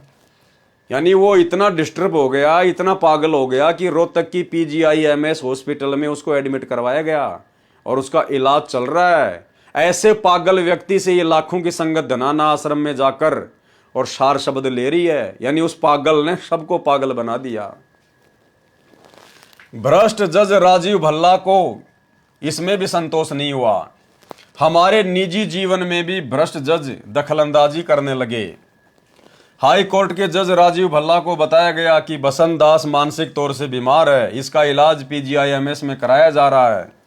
जब PGIMS रोहतक में कोई स्वास्थ्य लाभ बसंत दास जी को नहीं हुआ, तब उसको दिल्ली के अच्छे अस्पताल institute of human behaviour and allied science IHBAS में दाखिल कराया गया। यानी वो सारनामी भगत बसंत दास इतना मानसिक डिस्टर्ब हो गया, इतना पागल हो गया कि रोहतक के PGIMS में भी उसका इलाज ढंग से नहीं हो पाया। फिर उसको दिल्ली लेके गए। अरे दुनिया जब हर कहीं से दुखी हो जाती है, परेशान हो जाती है, डॉक्टर फेल हो जाते हैं, बड़े बड़े हॉस्पिटल फेल हो जाते हैं, वो तो सतगुरु रामपाल जी भगवान की शरण में आ रहे हैं और आते ही स्वस्थ हो रहे हैं। और ये अच्छे खासे भगत सारनामी ये पागल हो रहे हैं और इनका हॉस्पिटलों में इलाज नहीं हो रहा और ये आगे से आगे हॉस्पिटलों में भागे जा रहे हैं। सतगुरु के पास कोई नहीं आ रहा। ये ड्रामेबाजी देख लो भाई और बहनों, अब ड्रामेबाजी बिल्कुल परमात्मा के ज्ञान और विधान के विपरीत सारे कुक्रम। अरे दुनिया तो PGIMS अपोलो से दुखी होके, जहां डॉक्टरों ने हाथ खड़े कर दिए, वो फिर संत रामपाल जी के शरण में आके स्वस्थ हो रहे हैं। और यहां ये बसंत सैनी जो 20 साल से संत रामपाल जी की संगति कर रहा है, सारनामी भगत है, आश्रम में उनके पास में रहा करता था, मैनेजमेंट का मुख्य आदमी है, और ये पागल हो रहा है। तो भाई और बहनों, पागल होगा नहीं तो क्या होगा। अरे जो बाहर वाले हैं उनको तो गुरुजी के बारे में कुछ पता नहीं था, इसलिए वो तो आते भक्ति पे लग गए और वो तो स्वस्थ हो गए। और ये नालायक भगत होने के बावजूद भी सारे उल्टे कुक्रम कर रहे थे, गुरु को मानुस मान रहे थे, मनमानियां कर रहे थे, तो आगे से आगे हॉस्पिटल में धक्के खा रहे हैं। यानी इनको संत रामपाल जी पे किसी प्रकार का कोई विश्वास नहीं, ना ये संत रामपाल जी को कोई कबीर भगवान मानते, ना ये कबीर जी का अवतार मानते, ये कुछ नहीं मानते, अपने जैसा मानते हैं। नहीं तो इस पागल आदमी को हॉस्पिटल में जाने की जरूरत क्या थी, अपने गुरुजी के चरणों में गिर जाता। अरे यदि गुरुजी के अनुसार ये पुस्तक लिखी जा रही है, गुरुजी के अनुसार ही जजों को भड़काया जा रहा है, और सारा का सारा काम यदि ये मैनेजमेंट गुरुजी के अनुसार ही कर रहा था, उनकी आज्ञा में रह के कर रहा था, तो अपनी ऐसी आज्ञाकारी आत्मा को गुरुजी पागल थोड़ा ना होने देंगे। फिर भगवान क्या काम आया फिर भाई। एक तरफ तो तुम गुरुजी की आज्ञा में रह के सारा काम कर रहे थे बरवाला कांड में, फिर गुरुजी अपनी ऐसी प्यारी प्यारी आत्माओं को पागल थोड़ी होने देंगे। गुरुजी तो तुरंत आशीर्वाद देकर, ले बेटा हो जा स्वस्थ, जाके संघर्ष कर। लेकिन गुरुजी की तरफ से कोई आशीर्वाद नहीं, कोई लाभ नहीं। क्यों? क्योंकि गुरु मानुष कर जानते, वो नर कहीं अंध, ओवे दुखी संसार में आ गए यम के फंद। ये हाल है भाई और बहनों। आप किन कुपात्रों की कुसंगति कर रहे हो? गुरुदेव का आशीर्वाद जिनके आसपास भी नहीं है। संभल जाओ, सुधर जाओ, साथ संगति से जुड़ जाओ, नहीं तो जीवन नरक बनेगा, नरक। जहां उसके स्वास्थ्य में सुधार होने लगा। दिनांक 4/8/2014 को हाईकोर्ट में बसंत दास की पेशी थी। बसंत दास के भाई सुरेंद्र जी न्यायालय में उपस्थित हुए तथा जज राजीव भल्ला जी को बताया कि बसंत दास को PGIMS रोहतक से लाभ नहीं हुआ, इसलिए उसको दिनांक 23/7/2014 को दिल्ली के प्रसिद्ध अस्पताल IHBAS में दिखाया गया है। हाई कोर्ट के माननीय जज श्री राजीव भल्ला जी ने सुरेंद्र को आदेश दिया कि बसंत दास को दिनांक 19/8/2014 को PGIMS में ही इलाज के लिए वापस लाओ। जज महोदय को बताया गया कि हम बसंत दास जी का IHBAS सरकारी अस्पताल में इलाज करा रहे हैं। जज राजीव भल्ला चिल्ला कर बोला कि तुम कोर्ट की आज्ञा का पालन नहीं करते हो, PGIMS रोहतक में ही दिखाओ। बसंत दास के भाई सुरेंद्र ने कहा कि हमने अपने भाई का जीवन देखना है। जज के सामने क्या कहा बसंत दास के भाई सुरेंद्र ने कि नहीं, हमने तो अपने भाई का जीवन देखना है, हम उसका इलाज दिल्ली में ही करवाएंगे। फिर जज ने ढंग से डांट मारी, फिर 2 मिनट में सरेंडर हो गया। बोला ठीक है साहब, ले आएंगे उनको। बसंत दास के भाई सुरेंद्र ने कहा कि हमने अपने भाई का जीवन देखना है। यह कहने के बाद तो जज राजीव भल्ला जी का पारा चढ़ गया। कहा कि तुम खुद जज बन गए हो, खुद ही वकील बन गए हो, मैं जो कहता हूं वही करो। उसके बाद में फिर क्या किया सुरेंद्र जी ने, भ्रष्ट जजों उर्फ जल्लादों के डर से, भाषा देखना आप इनकी भाई और बहनों, भ्रष्ट जजों उर्फ जल्लादों के डर से कोर्ट के आदेश अनुसार बसंत जी को दिनांक 19/8/2014 को PGIMS रोहतक अस्पताल में ले जाया गया। डांट पड़ते ही ले आए वापस उसको वहीं रोहतक में। डॉक्टर ने कोर्ट का आदेश देखकर बसंत जी को दाखिल कर लिया। दिनांक 19/8/2014 से दिनांक 28/8/2014 तक बसंत की स्थिति अधिक बिगड़ गई। वह दिनांक 28/8/2014 को PGIMS रोहतक से अचानक चला गया। उसको खोजा जा रहा है। भाग गया पागल होके। देख लो भाई और बहनों, मतलब कॉमेडी भी कर रहे हैं साथ साथ में ये लोग। वो बसंत सैनी फिर इतना पागल हो गया, ये कह रहे हैं मैनेजमेंट वाले कि रोहतक मेंटल हॉस्पिटल से भाग गया। कह रहे हम उसको ढूंढ रहे हैं, वो मिल नहीं रहा। अरे ऐसे पागल व्यक्ति से आप लोगों ने धनाना आश्रम में सार शब्द ले लिया। अरे क्या बनेगी आप लोगों के साथ में। यदि बसंत दास को कुछ हो गया तो जल्लाद उर्फ जज राजीव भल्ला जिम्मेदार होगा। जज क्यों जिम्मेदार होगा भाई, कुकर्म करो तुम। भ्रष्ट जज जानबूझकर सत्ते से आंखें बंद किए हुए हैं। जज सुशील कुमार के जल्लाद कर्म। देखते जाओ भाई और बहनों, जज की पोजीशन क्या होती है और जल्लाद की पोजीशन क्या होती है। जब आप इस प्रकार की भाषा एक भगत होने के बावजूद यूज करोगे तो जजों का पारा नहीं चढ़ेगा तो और क्या होगा।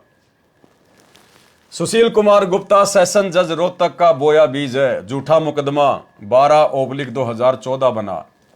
कृपया पढ़ें उस पत्र की फोटोकॉपी जो माननीय राष्ट्रपति जी तथा मुख्य न्यायाधीश पंजाब तथा हरियाणा हाईकोर्ट चंडीगढ़ को दिनांक 23/4/2014 को लिखा था। इसकी एक कॉपी सेशन जज रोहतक को भी भेजी थी, जिस पर आज दिनांक 25/10/2014 तक कोई कार्रवाई नहीं हुई। RTI से जानकारी प्राप्त की तो लिख दिया कि कार्रवाई चल रही है। अधिक जानकारी पृष्ठ 27 पर पढ़ें। भ्रष्ट जज सविता कुमारी JMIC रोहतक कोर्ट के जल्लाद कर्म। जज सविता कुमारी जी ने 2 मई 2013 को रोहतक कोर्ट में हमारे मुकदमा नंबर 192/2006 की पहली तारीख लगाई। अप्रैल 2014 तक लंबी लंबी तारीख दिया करती थी। जब से इसकी शिकायत की है तब से इसने छोटी छोटी तारीखें देकर अपना प्रतिशोध लेना प्रारंभ कर दिया। यानी जो कुबद है इन्होंने खुद शुरू की। पहले वो लंबी लंबी तारीखें दिया करती थी, कोई दिक्कत नहीं थी, लेकिन इन्होंने सच बनाम झूठ में उस जज के खिलाफ, सविता के खिलाफ भी ऐसी ऐसी बातें लिखना शुरू कर दी। और जब उसने पुस्तक पढ़ी तो उसने छोटी छोटी तारीखें देना शुरू कर दी। तो बताओ भाई साहब, जजों को ये कार्य करने के लिए भड़काया किसने, उकसाया किसने, और फिर उन्हीं को दोष दिया जा रहा है। अब देखते जाइए आप इनके कारनामे। भ्रष्ट जज सविता कुमारी JMIC रोहतक कोर्ट ने 10 लाख रुपए की रिश्वत मांगी थी, लेकिन इसका प्रमाण नहीं है भाई और बहनों, इसका प्रमाण नहीं है। अगर प्रमाण होता तो इस पुस्तक में ये लोग लिखते, लेकिन कोई प्रमाण नहीं है। और भैया आगे जो हाई कोर्ट है, सुप्रीम कोर्ट है, वो प्रमाण मांगता है। जिसके भ्रष्टाचार व अन्याय की शिकायत पंजाब व हरियाणा हाई कोर्ट के मुख्य न्यायाधीश को दिनांक 6/6/2014 को भेजी थी, परंतु आज दिनांक 25/10/2014 तक कोई कार्रवाई इस भ्रष्ट जज पर नहीं हुई, जिस कारण से ये बहन जज न रहकर चुड़ैल बन गई। देखो इनकी भाषा भाई और बहनों, भाषा देखिए आप इनकी। जिस कारण से ये बहन जज न रहकर चुड़ैल बन गई। चुड़ैल, आप एक जज को, क्योंकि देखो भाई और बहनों, जो लोग आध्यात्मिक ज्ञान से अपरिचित हैं, भगवान से कोसों दूर हैं, वो तो छोटा मोटा कोई छोटी मोटी कोई पद पोस्ट लेकर ही अपने आप में पता नहीं 30 मार्क का समझ बैठते हैं। और ये तो एक जज है, और उस जज के प्रति जब आप इस प्रकार के शब्द यूज करोगे, चुड़ैल, जो कि आम समाज में कोई औरत किसी दूसरी औरत से इन शब्दों को सुनकर उसके बाल नोचने लग जाए, और आप तो एक जज के खिलाफ, एक बहन के खिलाफ इस प्रकार की बातें यूज कर रहे हो, चुड़ैल। अब बताओ भाई और बहनों, कौन मनमाना आचरण कर रहा है। ना इस प्रकार के शब्द, इस प्रकार की भाषा हमारे गुरुजी के ज्ञान के अनुसार सही है, और ना ही इस प्रकार की भाषा आम समाज के हिसाब से उचित है। अरे इस प्रकार की भाषा तो जिनको आध्यात्मिक ज्ञान की ABCD नहीं है, जगत वाले भी नहीं करते। और ये भगत होने के बावजूद, परम भगत होने के बावजूद ऐसे ऐसे चुड़ैल जैसे शब्दों का यूज कर रहे हैं। तो भाई और बहनों, जज फिर अपना प्रतिशोध नहीं लेंगे तो और क्या करेंगे। इनके हौसले इतने बुलंद हो गए हैं कि रिश्वत न मिलने का प्रतिशोध लेते हुए छोटी छोटी तारीखें लगा रही है। इस मुकदमे में 19 व्यक्ति नामजद हैं। वे न घर का कार्य कर पाते हैं, न ही नौकरी, न ही खेती, न ही मजदूरी ठीक से कर पा रहे हैं। इस जज उर्फ चुड़ैल सविता का प्रतिशोधात्मक घटिया कानून विरुद्ध कार्य फिर चुड़ैल शब्द। एक पलवल पुत्र जोगीश बोस निवासी लखनऊ उत्तर प्रदेश इसी मुकदमा संख्या 192 डेट 18/7/2006 PS सदर रोहतक में नामजद है। यह मुकदमा 18/7/2006 से चल रहा है। पलवल दास पहली बार अस्वस्थ होने के कारण दिनांक 3/7/2014 को कोर्ट में हाजिर नहीं हो पाया। अब देख लो, मेन भाइयों बहनों पॉइंट यह है कि इस प्रकार की भाषा भक्तों के लिए उचित नहीं है। अब यहां से पढ़ेंगे हम। ये सारी बातें हमने विजय को झज्जर जेल से दिनांक 15/3/2014 को जमानत होने पर बताई। ये कौन विजय है? ये वही विजय है जिसने करोथा कांड का रहस्य नामक पुस्तक लिखी थी। ये है वो विजय। ये भी पागल बन के घूम रहा है। यह सारी बातें हमने विजय को झज्जर जेल से दिनांक 15/3/2014 को जमानत होने पर बताई, जो दिनांक 6/3/2014 से 15/3/2014 तक झज्जर जेल में अन्य केस में था। यह बात सुनकर विजय ज्यादा तनाव में आ गया, जिसको 30/3/2014 को पागल वार्ड PGIMS रोहतक में दाखिल करवाना पड़ा। ये सतगुरु रामपाल जी परमेश्वर जी के बड़े बड़े समझे जाने वाले परम भक्तों के आचरण हैं, उनके लक्षण हैं। पागल हो रहे सारे के सारे धीरे धीरे। मनमान आचरण करेंगे, गुरु को मानुष मानेंगे, अपनी तरफ से अधिक व्यवस्था करेंगे तो और क्या होगा भाई और बहनों। आप और हमने शिक्षा लेनी है निकट भविष्य में। ये पुस्तक पढ़ के हम फालतू में समय बर्बाद नहीं कर रहे। हमने शिक्षा लेनी है कि गुरु को मानुष मानकर जो घटिया कर्म हमसे पहले इन बड़े बड़े समझे जाने वाले भक्तों ने किए हैं और जिसका नतीजा ये भोग रहे हैं, पागल बन के घूम रहे हैं, पागल बन के सतगुरु रामपाल जी के सारनामी भगत होने के बावजूद भी पागल बन के घूम रहे हैं। तो कहां इनके साथ में गुरु जी का आशीर्वाद है, कहां इनके भक्ति काम आ रही है। यह बात सुनकर विजय ज्यादा तनाव में आ गया, जिसको 30/3/2014 को पागल वार्ड PGIMS रोहतक में दाखिल करवाना पड़ा। उसने कई बार आत्महत्या करने की कोशिश की। इसने भी कई बार सुसाइड करने का प्रयास किया, आत्महत्या करने का प्रयास किया। बताओ अब भाई और बहनों, ये कहां से नित्य नियम करते होंगे, कहां ये मंत्र करते होंगे, कहां ये सत्संग सुनते होंगे। जो आदमी पागल हो जाए, आत्महत्या करने का प्रयास करने लगे, वो कहां भक्ति करेगा। और ऐसे पागलों को हम परम भगत मान के और इनकी कुसंगति में पड़े हुए थे, और आज भी उन्हीं पागलों की कुसंगति में पड़े हुए हैं, जिनमें से कुछ तो पागल हो चुके हैं, बाकी का नंबर आना भी बाकी है। तथा इसी तनाव के कारण वह PGIMS रोहतक से दिनांक 31/3/2014 को पता नहीं कहां चला गया। वो भी बसंत सैनिक की तरह भाग गया पागल वार्ड से। वो विजय भी भाग गया और कह रहे पता नहीं कहां चला गया। ये हाल है संत रामपाल जी के परम भक्तों के, सतलोक आश्रम मैनेजमेंट हरियाणा वालों के, जिसको जमानती तथा घर वाले तलाश कर रहे हैं। उसको ढूंढ रहा है, उसका जमानती भी ढूंढ रहा है, उसको उसके घर वाले भी ढूंढ रहे हैं। अगर उसके साथ कोई अनहोनी होती है तो उसका जिम्मेदार माननीय सेशन जज सुशील कुमार गुप्ता होगा। तुम्हारे कहने से नहीं होता कोई। ये सभी बातें हमने समाज सेवा समिति के मुख्य सदस्यों को बताई। पूरे भारतवर्ष में समाज सेवा समिति के लगभग 10 लाख सदस्य हैं। अरे बार बार 10 लाख सदस्य, 10 लाख सदस्य, तुमने क्या उखाड़ लिया उन जजों का? 10 लाख सदस्यों ने तुमने केवल बरवाला कांड करवाना था, काल प्रेरणा से वो करवा दिया। अब तुम अपना धर्म को धंधा बना के आश्रमों में बढ़िया ज्योति पाठ और दान का पैसा लूट रहे हो। तुम्हारा बाप जेल में दुख भोग रहा है और तुम लड्डू जलेबी बर्फी खा रहे हो। बस ये था तुम्हारा टारगेट, इसके अलावा कुछ भी नहीं था। 10 लाख सदस्य, 10 लाख सदस्य, क्या उखाड़ लिया तुम लोगों ने भाई? रोहतक जिला कोर्ट के सेशन जज श्री सुशील कुमार गुप्ता जी के भ्रष्टाचार की शिकायत हमने 24 अप्रैल 2014 को आपके पास भेजी थी। भेजते रहो, किसको क्या फर्क पड़ता है।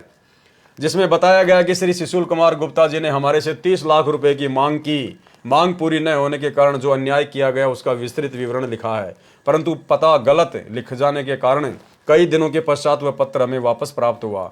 इसी कारण से इस माननीय भ्रष्ट जज श्री सुशील कुमार गुप्ता जी सेशन जज रोहतक की जांच शुरू नहीं हो पाई, जिसका हमें इंतजार था। वह पत्र पुनः पता ठीक करके आप जी के पास उचित कार्रवाई के लिए भेज दिया गया है। आशा है कि न्यायालय की गरिमा बनाए रखने तथा जनता का विश्वास न्यायालय के प्रति बरकरार रखने के लिए आप जी अवश्य कड़े कदम उठाएंगे। अरे आने वाले समय में सतगुरु की भक्ति और सतगुरु के अलावा किसी का किसी पे कोई विश्वास नहीं होगा। तुम कहाँ न्यायालय के प्रति लोगों का विश्वास दृढ़ करने की बात कर रहे हो। 30 लाख रुपए की मांग पूरी न होने के कारण सेशन जज श्री सुशील कुमार जी का दमन चक्कर बंद होने का नाम नहीं ले रहा है। हमारे सतगुरु रामपाल दास जी के लगभग 15 लाख अनुयायी हैं। जब गुरुदेव जी झूठे मुकदमे के कारण कोर्ट में पेशी पर जाते हैं तो लाखों श्रद्धालु मना करने के बाद भी श्रद्धावश दर्शनार्थ कोर्ट के आसपास इकट्ठे हो जाते हैं। ले लो भाई, ले लो प्रसाद। अरे वो भगत भाई बहन जो रोहतक की तारीखों पे जाते थे, हिसार की तारीखों पर जाते थे, आप लोगों को प्रसाद दे दिया। यहाँ क्या लिख रहे हैं कि हम किसी को तारीखों पर नहीं बुलाते थे। कौन कह रहा है? सतलोक आश्रम मैनेजमेंट हरियाणा, जो तुम्हारे को कोऑर्डिनेटरों के माध्यम से मैसेज डाल डाल के गुरुजी का सख्त आदेश बता बता के रोहतक की और हिसार की तारीखों पर भेजा करते थे। गुरुदेव के जेल जाने के बाद में तुम लोगों को हिसार की और रोहतक की तारीखों पर भेजा करते थे कि तारीखों पर नहीं जाओगे तो नाम खंड हो जाएगा, आश्रम में एंट्री नहीं देंगे, और नाम शुद्ध करवाना है तो 4 तारीखों पर जाना पड़ेगा। बस की या ट्रेन की वो टिकट दिखाओ, हमें तुम्हारे पर विश्वास नहीं है। यहां क्या लिख रहे हैं इस किताब में? ऐसे मारता है ये काल, ऐसे मारता है। क्या लिख रहे हैं? जब गुरुदेव जी झूठे मुकदमे के कारण कोर्ट में पेशी पर जाते हैं तो लाखों श्रद्धालु मना करने के पश्चात भी श्रद्धावश दर्शनार्थ कोर्ट के आसपास इकट्ठे हो जाते हैं। संगत का जूता और संगत का सिर संगत पे ठोक दिया कि हम किसी को नहीं बुलाते।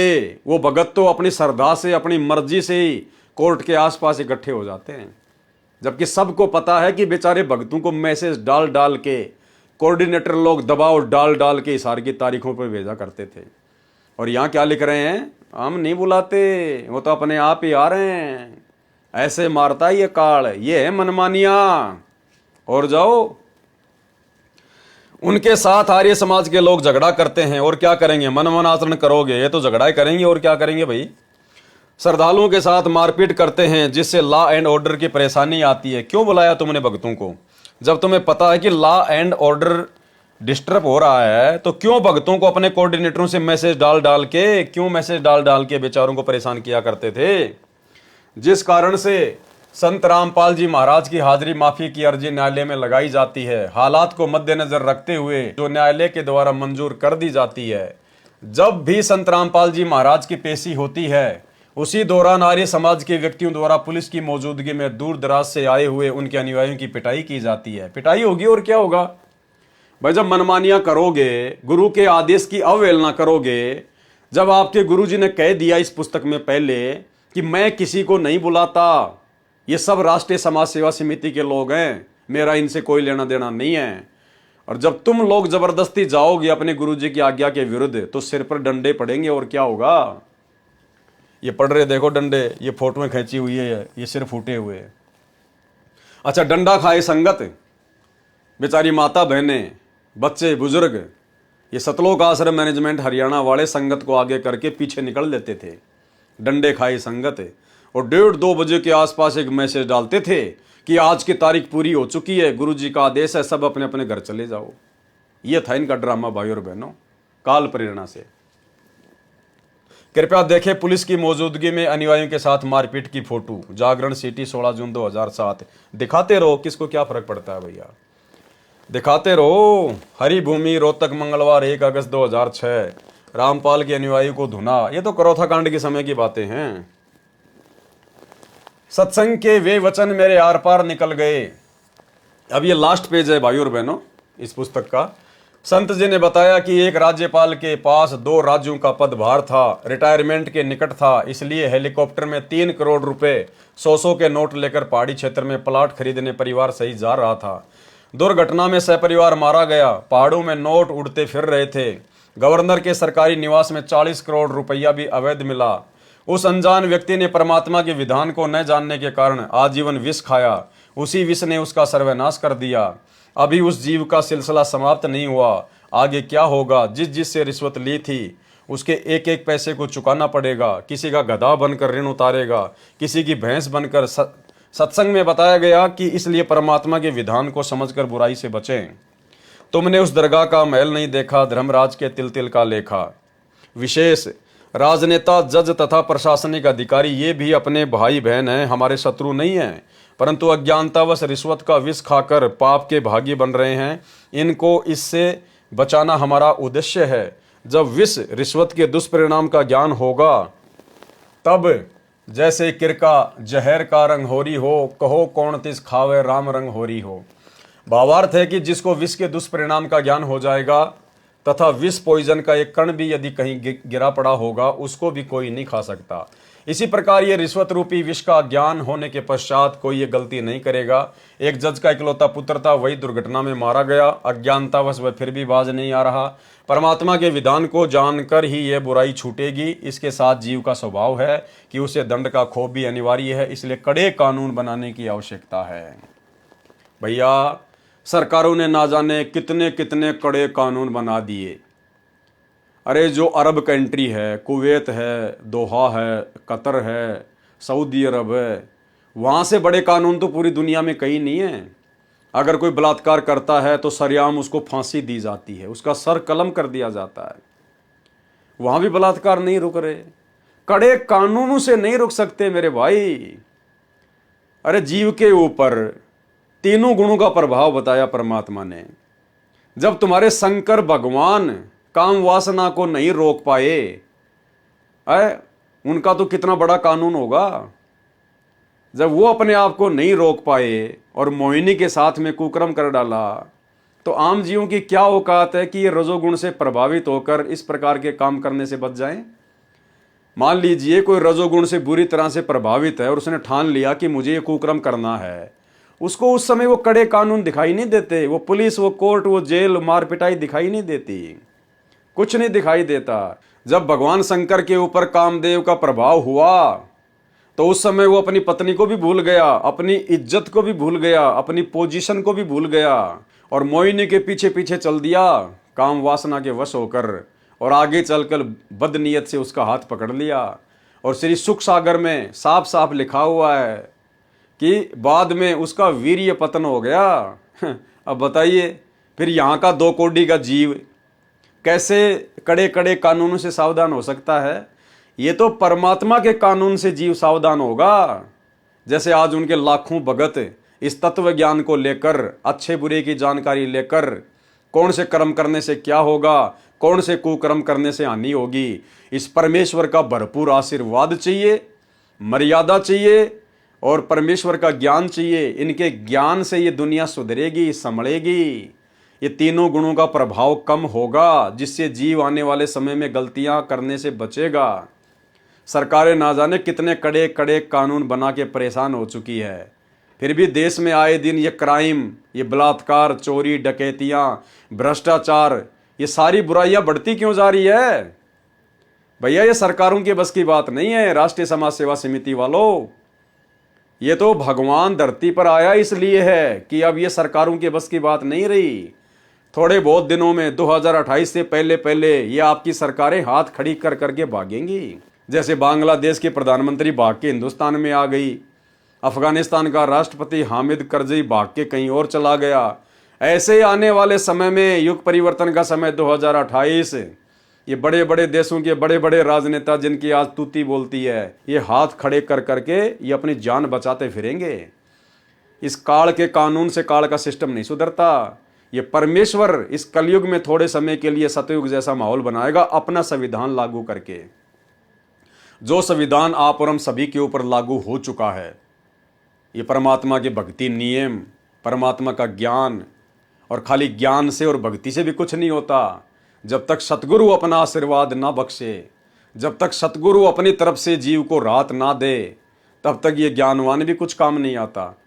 ज्ञान तो देवताओं के राजा इंद्र को बहुत था, देवताओं की सभा में ज्ञान दिया करता था। दूसरे की माँ बहन को अपनी माँ बहन की दृष्टि से देखना चाहिए। जो व्यक्ति दूसरी स्त्री के साथ में ऐसा कर्म करता है उसको नरक भोगना पड़ता है। और फिर अपने ही गुरु की पत्नी अहिल्या के साथ में जाके मुंह काला करके आ गया। ज्ञान तो ब्रह्मा जी भी अपनी सभा में देवताओं को बैठा कर दिया करते थे। और जब उसकी खुद की बेटी सज धज के जो युवा थी जब सभा में आई तो काम वासना के अंदर इतना गिर गया, पीछे से जाकर बुरी नीयत से अपनी बेटी की बांध भर ली। तो भैया इस काल के ज्ञानवान से कुछ नहीं होना, ये तो परमात्मा का ज्ञान आगे चलकर इस दुनिया को सुधारेगा। इस दुनिया में शांति आएगी, तीनों गुणों का प्रभाव कम होगा, और जब तीनों गुणों का प्रभाव कम होगा तब ये हर प्रकार की बुराइयां मिटेंगी, हटेंगी। तो भाइयों और बहनों, ये बरवाला कांड के ऊपर हमारा लास्ट वीडियो था। इसके अलावा तो मालगाड़ी भरी है सबूतों की, प्रमाणों की, गुरुदेव के परिवार की, बेटा बेटी भाई बंधु रिश्तेदारों के कुकर्मों की, उनके लड़ाई झगड़ों की, उनकी गालियों की, उनकी धमकियों की, उनके बुरे आचरण की। लेकिन भाई और बहनों, दास उसके ऊपर पहले बहुत सारे वीडियो बना चुका है। इसलिए आप जी फेसबुक पर जाकर पवन दास इज लाइव सर्च करें, या यूट्यूब पर जाकर पवन दास इज लाइव, या शंका समाधान विद पवन दास, या साध संगति, जब आप इस प्रकार से सर्च करेंगे तो आपको दास के पुराने वीडियो दिखाई दे जाएंगे। क्योंकि हम लोग 2020 से पहले तो सतलोक आश्रम मैनेजमेंट हरियाणा के कुकर्मों के ऊपर ही वीडियो बनाया करते थे। 2020 के बाद से फिर परमात्मा ने दया बख्शी, फिर हम ज्ञान आधारित वीडियो बनाने लगे, परमात्मा के सत्संगों के ऊपर, उनकी पुस्तकों के ऊपर, आपस में साथ संगतियाँ होने लगी, ज्ञान चर्चा होने लगी, मर्यादाओं के लेकर वीडियो बनने लगे। तो आप जियों को हर प्रकार के वीडियो दास के फेसबुक पेज पवन दास लाइव के ऊपर देखने को मिलेंगे। और आप सभी भाई बहनों से दास की विनती है, प्रार्थना है, भाई और बहनों देखो ये सत का मार्ग है, और सेवा केवल आप और हमारे पास में, क्योंकि भाई और बहनों आप और हम परमात्मा की वो आत्मा हैं जिनको परमेश्वर ने इसी मनुष्य जन्म में पार करना है। तो आने वाले समय में जब धरती पर सतगुरु रामपाल जी भगवान का साम्राज्य होगा, उनका राज होगा, तो भाई और बहनों हमें वो सेवा नहीं मिलेगी कि भाई वो वहाँ का देश संभालेगा, वो वहाँ का राज्य करेगा, वो ये व्यवस्था करेगा। नहीं, आप और हमें तो परमात्मा ने जो सेवा देनी है ये वर्तमान में दे रहे हैं। यही सबसे बड़ी सेवा है आप और हमारे लिए, कि हम अपने भटके हुए भगत भाई बहनों को समझाएं, वीडियो बना बना के, या जैसे दास वीडियो बना रहा है आप उनको शेयर करें। और आप जी अपने अपने यूट्यूब चैनल खोलें, बहुत आसान है, किसी से सीख लीजिए, आड़ोसी से, पड़ोसी से, किसी दुकान वाले से रिक्वेस्ट कीजिए, प्रार्थना कीजिए। सेवा के लिए तो हम प्रार्थना कर सकते हैं। आप यूट्यूब चैनल बनाना सीखिए, कैसे वीडियो डाउनलोड होती है, कैसे अपलोड होती है। आप ज़्यादा से ज़्यादा यूट्यूब चैनल बनाकर और ज़्यादा से ज़्यादा वीडियो शेयर करें। यही सेवा है, आगे आप और हमें सेवा नहीं मिलने वाली। आप और हमसे जो सेवा भगवान ने लेनी थी वो ले ली। जब तक गुरुजी नहीं आते हैं तब तक हम लोग सेवाई तो कर रहे हैं परमात्मा की। ये भाई बहनों को समझा रहे हैं, भटकी हुई आत्माओं को समझा रहे हैं, जो काल के मुंह में जा रहे हैं सतलोक आश्रमों की कुसंगति करके। हम रात दिन वीडियो बना रहे हैं, साथ संगतियाँ कर रहे हैं, लाइव आ रहे हैं, ये सेवाई तो है। तो आप और हमें आने वाले समय में फिर परमात्मा अन्य सेवाओं में नहीं फंसाएंगे, क्योंकि हमें तो भक्ति करनी है भाई और बहनों, यहाँ से पार होना है। हमने तो हाथ जोड़ लेने भगवान से कि परमात्मा दया बख्शो मेरे मालिक, इसी जन्म में यहाँ से निकालो। और जिसको इसी जन्म में परमात्मा ने निकालना होगा उसको परमात्मा देश दुनिया की सेवा में नहीं फंसाएगा। और ना हमारी इच्छा होनी चाहिए कि परमात्मा हमें कोई ऐसी सेवा दें। भाई और बहनों, भक्ति नहीं कर पाएंगे। मोक्ष सेवाओं से नहीं मिलेगा, मोक्ष बड़ा नाम होने से नहीं मिलेगा, मोक्ष किसी देश का राजा बन जाने से नहीं मिलेगा। मोक्ष मिलेगा मर्यादा में रहकर आजीवन श्रद्धा और भाव के साथ भक्ति करने से। और मोक्ष नहीं मिला तो चाहे तुम कितने राजा रह लो, फिर फायदा क्या फिर उसका? फिर इतना समय बर्बाद करने का भक्ति मार्ग पर फायदा क्या? तो आप और हमारी तो ये जरा भी इच्छा नहीं होनी चाहिए कि परमात्मा हमें इस प्रकार की सेवा दें, बल्कि मन में ये होना चाहिए कि परमात्मा दास को तो बस भक्ति के लिए फ्री छोड़ देना मेरे मालिक, और कुछ नहीं। जिसके भाग्य में होगी वो करेगा, हमने इस प्रपंच में नहीं फंसना है। तो भाई और बहनों, आप लोग ज़्यादा से ज़्यादा यूट्यूब चैनल बनाओ और ज़्यादा से ज़्यादा ये साथ संगति के वीडियो अपलोड करके और भाई बहनों तक पहुँचाओ। जो जो आपके संपर्क में हैं, फेसबुक पर डालो, यूट्यूब पर शेयर करो, व्हाट्सएप के ग्रुपों में शेयर करो, ताकि सभी भाई बहनों तक ये जानकारी पहुँचे और अपनी मर्यादा तोड़ने से बचें। और जिस प्रकार से सतगुरु रामपाल जी परमेश्वर जी ने अपने सत्सेवक बच्चों को वर्तमान में ज्ञान को आधार बनाकर, घर को आश्रम बनाकर और गुरु को ही परमात्मा बनाकर भक्ति पर लगा रखा है, यही आगे गुरुदेव भगवान के सतलोक जाने के बाद इसी प्रकार से पूरी दुनिया में भक्ति होगी। तो आप और हमारा सौभाग्य जो परमात्मा ने हमें उस प्रक्रिया में पहले से ही लगा रखा है। आज हमें अपने गुरुदेव के अलावा, उनके ज्ञान के अलावा, उनकी मर्यादाओं के अलावा किसी चीज़ की आवश्यकता नहीं है। तो जब किसी चीज़ की आवश्यकता होगी नहीं, सब कुछ गुरुदेव ने दे रखा है, खाली थोड़े से दिमाग की आवश्यकता है, फिर हमें क्यों किसी के चक्कर में पड़ना, क्यों किसी की कुसंगति में पड़ना, क्यों किसी के दबाव में आना, क्यों किसी के मनमाने आचरण का शिकार होना। तो भाई और बहनों, आप और हमारा परम सौभाग्य, जिस रास्ते पर यह संगत और ये दुनिया आने वाले समय में आएगी, उस रास्ते पर गुरुदेव भगवान ने हमें पिछले 8 वर्षों से लगा रखा है। तो गुरुदेव भगवान हमसे कितना प्रेम करते हैं, आप और हमारी कितनी फिक्र है गुरुदेव भगवान को। सोचिए, हम आत्माओं में और शतलोक आश्रमों से जुड़ी हुई आत्माओं में कितना अंतर है, कितना डिफरेंट है। तो ये रजा गुरुदेव भगवान की आप और हमारे ऊपर इसी प्रकार से बनी रहे, यही हम एकमात्र कामना करेंगे और भक्ति दान ही परमात्मा से मांगेंगे कि परमात्मा इस भक्ति में हमारे भाव बने रहें। हे परमेश्वर, हम मर्यादा में रहें, आपकी लक्ष्मण रेखा से 1 इंच भी इधर उधर ना हो। परमेश्वर, आप जी इतनी हम नीचों के ऊपर दया बनाए रखना। तो भाई और बहनों, जैसा भी दास को सतगुरु रामपाल जी भगवान ने प्रेरणा की और जितना भी दास आपको अपनी सेवा समझते हुए समझा पाया है, उतना दास ने अपनी तरफ से पूरा प्रयास किया है। बाकी दास भी 2 कौड़ी का जीव है, जितना परमात्मा दिमाग में डालेंगे दास उतना ही भोग सकता है, उतना ही आपको बता सकता है। इससे ज़्यादा एक शब्द एक्स्ट्रा बोलने की मेरी औकात नहीं है। फिर भी यदि मेरे किसी शब्द से आप लोगों को कोई दिल पे चोट पहुंची हो, तो मैं आप लोगों से भी करबद्ध क्षमा प्रार्थी हूँ। और गुरुदेव भगवान से तो 24 घंटे अरदास करते ही रहते हैं। और आने वाले समय में अब जैसे भी परमात्मा किसी और पुस्तक के ऊपर वीडियो बनाने की प्रेरणा करेंगे, तो दास आप जीवों को लाइव आकर सूचित करेगा और फिर आगे भगवान सेवा देंगे, तो आपकी सेवा में दास हाजिर होगा। तो सतगुरु रामपाल जी भगवान से आशीर्वाद प्राप्त करते हैं, इजाज़त लेते हैं। इसी प्रकार से परमात्मा हमें भक्ति मार्ग पर लगाए रखे। बंदी छोड़ सतगुरु रामपाल जी भगवान की जय हो।